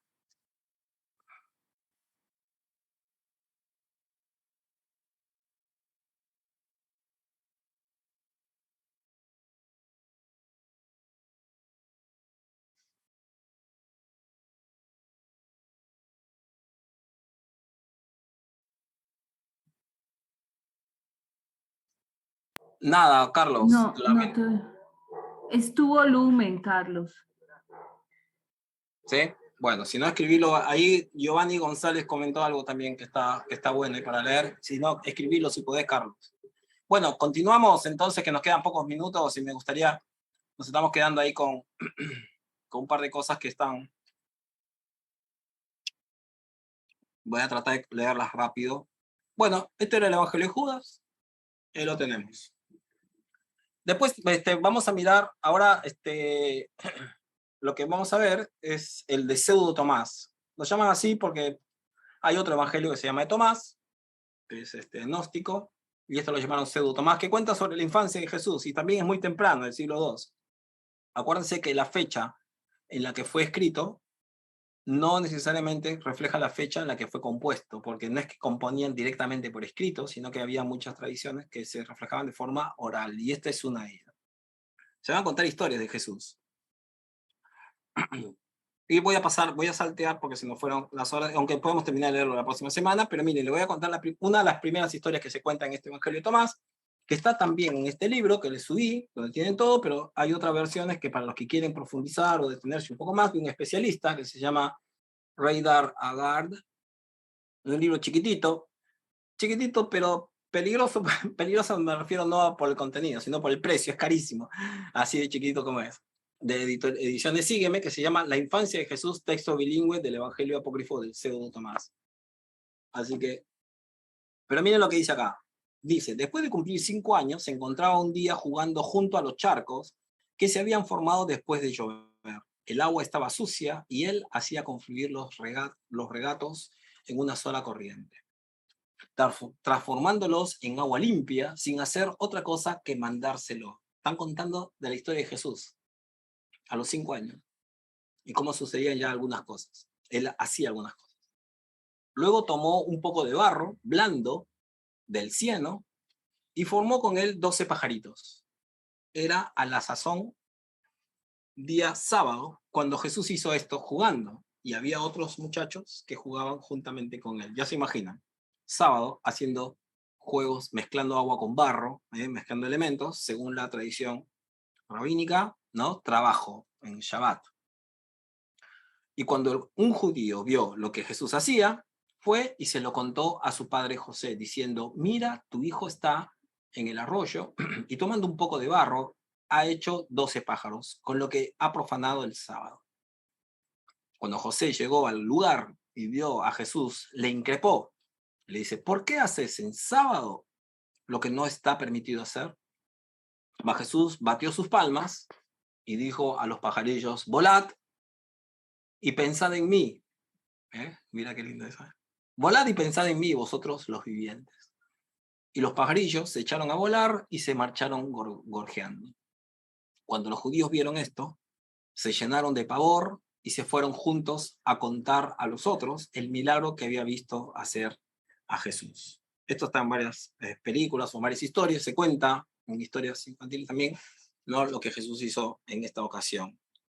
Fíjense, la línea teológica sigue siendo semejante a la que vamos a encontrar con Jesús de adulto, pero acá se proyecta en un niño. Es decir, que Jesús le replantea a los legalistas, le replantea el hecho, ¿no? Si el sábado fue hecho si el hombre fue hecho para el sábado, o el sábado fue hecho para el hombre, para el ser humano, ¿no? ¿Por qué? Porque el legalismo les hace perder de vista la razón por la cual había un Shabbat. Bueno, acá el niño está jugando, y el que escribe la historia, el que narra la historia, dice, cuando un judío, y quizás no era judío el relator, vayas a saber, va y le recrimina a José, que José va y le recrimina al hijo también. Y entonces Jesús dice, bueno, entonces voy a hacer algo que no es visto como trabajo. ¿Qué hace? Palmea y le da vida a las aves para que vuelen, ¿no? Un niño. En este evangelio también hay otra historia, que era que por accidente un ave, y seguramente la han visto en alguna de las películas que hay sobre Jesús, sobre la infancia de Jesús, que un ave, encuentran una ave muerta o que accidentalmente la mata, y que Jesús, niño, ¿no? Chiquito él, le da mucha tristeza y agarra al ave, ¿no? Y la agarra y ora, y la ave revive, ¿no? Y vuela.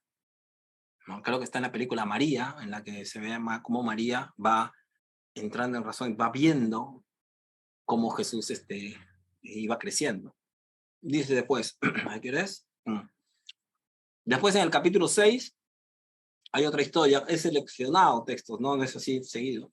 Dice, y cierto rabino, por nombre Zaqueo, que se encontraba allí mismo, oyó a Jesús hablar con su padre y se quedó maravillado de que el niño hablara así. Se llegó pues, pasados unos días, a José y le dijo, veo que tienes un hijo cuerdo e inteligente. Ea, le dice, confíamelo, es una traducción española, ¿no? Entonces lea, a nosotros nos queda medio ahí raro, pero bueno. Confíamelo a mí para que aprenda las letras, le dice el rabino, no Zaqueo, a José. Yo me encargaré de enseñarle todo lo que es menester, respetar las de los mayores, padres o abuelos, tratar con mansedumbre a sus iguales, mostrar respeto y veneración hacia sus padres para que él mismo pueda ser amado por sus propios hijos y por los de los extraños. ¿En qué contexto está esta escena? Es que Jesús había tenido algunos problemas ya con José, que le había respondido mal públicamente. Le había respondido no conforme a los cánones de respeto que había en aquel entonces, o que se entiende que debiera de tener, pero no significa que necesariamente fuese así. Acuérdense que cuando en el Evangelio canónico de Lucas tenemos que buscarle la vuelta nosotros a la interpretación para entender que la respuesta de Jesús no fue agresiva con María, ¿no? Cuando Jesús, cuando le dice, ¿por qué nos haces esto? Y le dice, pero escúchame, ¿no sabes que tenía que estar acá? Porque en buen castellano, una traducción, más o menos le dice Jesús respondiéndole a la mamá, pero bueno, yo tenía que estar acá, sabes que tengo que estar acá, entonces, ¿qué me preguntas? Y después dice, pero Jesús después acepta y se queda, ¿no? Bueno, entonces acá hay otras escenas así. Jesús en un momento de ira se enoja y le dice algo al niño y el niño muere. Después lo resucita. Pero es como que de niño se presenta a Jesús como tomando conciencia de cómo o que va viendo cuáles son, ¿no? Los poderes que tiene. Bueno, algo para pensarlo. No digo que es que uno tiene que creerlo así. Ya el comentario, hermano, ya me parametró. Ahora tengo que tratar de sacarme esa cuestión ahí de estar cuadrado. José se enfadó, dice, con el niño y le dijo al maestro, ¿pero quién es capaz de educarlo? Le dice José. ¿Piensas, hermano, que es una pequeña cruz? Y dice, cuando el niño Jesús oyó lo que estaba diciendo su padre, se echó a reír y le dijo a Zaqueo, es verdad todo lo que acaba de decir mi padre. Yo soy aquí el Señor y vosotros forasteros. Solo a mí me ha sido dado el poder, pues yo ya existía antes y sigo existiendo. He nacido entre vosotros y con vosotros vivo. Vosotros no sabéis quién soy yo, pero yo sé muy bien de dónde venís, quiénes sois, cuándo habéis nacido y cuántos años va a durar vuestra vida. En verdad te digo, maestro, que cuando tú naciste, yo ya existía y antes de que tú nacieras, vivía yo. Si quieres ser un maestro perfecto, escúchame y yo te enseñaré una sabiduría que nadie conoce fuera de aquel que me envió a vosotros para adoctrinaros. En realidad, yo soy tu maestro, mientras tú lo eres mío, solo en apariencia. Pues sé muy bien qué edad tienes y cuánto va a prolongarse tu vida. Cuando veáis mi cruz, a la que ha aludido mi padre, entonces te darás cuenta de que todo lo que te estoy diciendo es verdad. Yo soy aquí el Señor, mientras que vosotros sois forasteros, pues yo sigo siendo siempre el mismo. Y los judíos que estaban presentes, al escucharlo, se quedaron pasmados y gritaron, diciendo, oh rara e inaudita maravilla. Ni siquiera 5 años tiene este niño, este muchacho, y pronuncia tales discursos como no los hemos oído nunca de boca de los príncipes, de los sacerdotes, de los escribas o de los fariseos. Respondió Jesús y les dijo, vosotros os maravilláis en verdad, pero no creéis lo que acabo de deciros. Os voy a anunciar otra cosa inaudita. Yo sé, lo mismo que el que me ha enviado, cuándo fue creado el mundo. Al oírle hablar así, los judíos quedaron consternados y no pudieron contestarle. Entonces el niño se puso a jugar y a saltar y se mofaba de ellos, diciendo, yo sé qué poca capacidad tenéis de admiraros y de intuir, pues es a mí a quien ha sido dada la gloria para consuelo del niño. Y ahí termina esta parte de la historia. Bueno, lo que están acá es, en ese texto, no voy a extenderme mucho, pero es imaginando cómo puede haber sido la infancia de Jesús y algunas situaciones. Como verán, se apega bastante al Evangelio de Lucas y sigue mucho al Evangelio de Juan, ¿no? Sobre su preexistencia, sobre el hecho de que él fundó el mundo, de que él conocía todo lo que iba a pasar. Pero imaginan al niño y le ponen ideas como, y le dan como si tuviera un pensamiento ya de un niño adulto. Es que la mirada sobre la niñez también es diferente en aquel entonces que hoy en muchos sentidos, ¿no? Hoy, por ejemplo, nosotros hablamos de los derechos de la niñez, hay incluso, ¿no?, leyes que los protegen y así una serie de cosas que en la antigüedad no existían. El niño a los 11 años quizás ya era tratado como un adulto, trabajaba, se casaban a los 12, 13 años, los casaban, la familia, ¿no? Y le daban responsabilidades muy grandes, iban a la guerra, de muy niños, de muy chicos, y así una serie de cosas que hace que la mirada sobre la infancia sea diferente hoy y que nosotros los veamos diferentes. Pero también llama la atención que, bueno, tratando de imaginar a Jesús, dicen, ¿Jesús cómo habrá sido de niño? Vieron que se escribe mucho al respecto, hoy también, y se piensa más que nada cuando vemos que en psicología o en la educación, ¿no?, se habla del desarrollo, ¿no?, de la niñez, del pensamiento de la niñez y de la importancia que tiene el vínculo con de los padres o del entorno del que forma parte en lo que es su formación personal, ¿no? Creo que esto es algo muy importante que nosotros hoy tenemos como sociedad y que quizás en el siglo ya 2 o 3 se hacían estas preguntas para conocerlo, solamente para tenerlo ahí, lo menciono. Así que bueno, y ahora algunas cosas que esto si lo de Judas complicó, esto quizás complique un poquito más, que es el Evangelio de María y un texto de Evangelio de Felipe. ¿Cuál es el Evangelio de María? Es el Evangelio de María de Magdala, de María Magdalena. Hay muchos estudios al respecto en las últimas décadas. No apto, y esto lo digo con respeto, pero no apto para machistas. Entonces, si cuesta esto, bueno, a mí me cuesta, entonces no voy a decir que es para otros. Pero tampoco pensemos que acá se dice barbaridades, qué sé yo, se dice lo mismo que en otros evangelios, no es que es una cosa, hay mucho sensacionalismo en torno a esto. Aporta la mirada de María, de Miriam, de Magdala, que tuvo una amplia tradición que fue silenciada por la iglesia androcéntrica. ¿Qué es lo que nos ha aportado este evangelio al ser descubierto con otros escritos? Esto. Una cosa es la realidad. Miren, una cosa es la realidad. Y otra cosa es lo que se cuenta acerca de lo que se dice acerca de la realidad.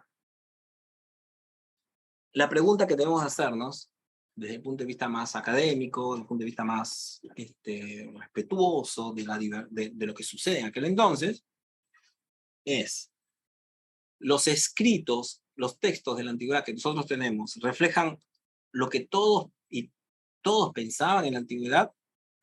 Bueno, algo que nos enseñan los apócrifos es que nosotros conocemos solamente una parte muy pequeña de lo que era el cristianismo en la antigüedad, y que mucho de eso está basado de forma azarosa, por el azar, de los escritos que se han descubierto, ¿no? Y algunos escritos se han encontrado recién a mediados del siglo pasado, 20 siglos después, en algunos casos, no 20, pero 15, 16 siglos después. Y que a lo largo de 20 siglos se ha construido una imagen del cristianismo que ahora se ha caído, pero no en el sentido de que no sirve de nada, no, sino que necesita explicarse a sí mismo de otra manera. Por ejemplo, como dije hace el principio, que evidentemente la mirada que hay sobre el canon como un escrito sano y excluyente, que pensaba mal de los demás y que los persiguió, no es cierta. No es cierta. Primero que en el canon, dentro del canon mismo, hay ya diversidad de pensamientos. Ahora, la diversidad no consiste en que en un texto dice Jesús era malo y perseguidor de personas, y en el otro evangelio dice Jesús era... No estoy hablando de esa diversidad. Pero sí que hubo coexistencia sobre temas, diversos temas, que nosotros a veces hablamos, porque la palabra de Dios dice, y estamos mintiendo, porque no la conocemos toda, y hay diferentes miradas sobre algunas cosas. Y entonces, uno de los temas, por ejemplo, es sobre el tema de la mujer en la iglesia. Mientras que en los evangelios se ve cierta apertura, hay discrepancias en las cartas paulinas, en algunas parece ser más abierto, en otras parece ser... ¿Pero por qué? Porque se vivía, creo yo personalmente, porque se vivía un proceso, un tiempo, un periodo en la historia en la que muchas cosas se estaban replanteando. Por ejemplo, y esto lo refleja Hechos, y esto nos toca a nosotros, nada más que como muchos nos vemos beneficiados por ello, tomamos partido fácilmente, pero no vemos lo difícil que fue para los primeros cristianos. Los gentiles, los que no son de raza judía, ¿pueden recibir el Espíritu Santo? Eso fue todo un tema de discusión. Y hubo iglesias que dijeron no.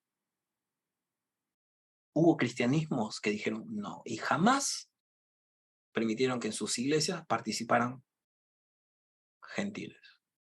O sea, nosotros, los que no somos acá de ascendencia judía, comprobable además, en algunos casos, estaríamos fuera. ¿Por qué? Pero yo pienso así, pero yo creo lo que vos crees, no me importa.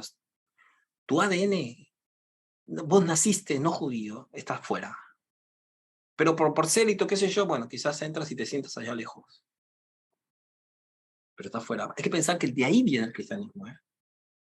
Y una de las primeras crisis que vivió tuvo que ver con ciertas explicaciones que curiosamente hoy usamos para otros temas y que a nosotros nos dieron entrada al reino. Pero ahora nosotros usamos para excluir a otros. Es que es terrible. Es las miradas naturalistas. Las mujeres son otro tema. Las mujeres fueron creadas de una forma tan diferente al varón que se puede hablar de diferencias significativas, más diferentes, por ejemplo, que las que tengo yo como mestizo de un blanco escandinavo o de una persona negra de África.